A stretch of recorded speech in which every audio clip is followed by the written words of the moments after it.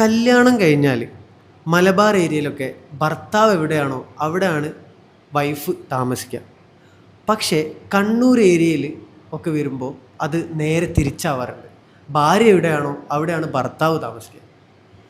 ഇതിനെക്കുറിച്ചുള്ള അഭിപ്രായം എന്താ? കണ്ണൂരിലുള്ള ഒരു ഉസ്താദുമായിട്ട് ഈ വിഷയത്തിൽ നല്ലൊരു വാക്ക് തർക്കം തന്നെ പറയാം. നല്ല രസകരമായ സംസാരം ഉണ്ടായിട്ടുണ്ട്. അന്ന് മനസ്സിലാക്കിയ ചില കാര്യങ്ങൾ ഞാൻ പറയാം. എൻ്റെ അഭിപ്രായത്തിൽ ആ കണ്ണൂരിലുള്ള ആ കാഴ്ചപ്പാട് ഇതിൽ നല്ലൊരു വശമുണ്ട്. എന്താ പറയുക, ഭാര്യ എപ്പോഴും സ്വന്തം ഉമ്മയുടെയും അതുപോലെ അനിയൻ്റെയും ജ്യേഷ്ഠൻ്റെയും ഒക്കെ അടുക്കാൻ താമസിക്കുന്നത്.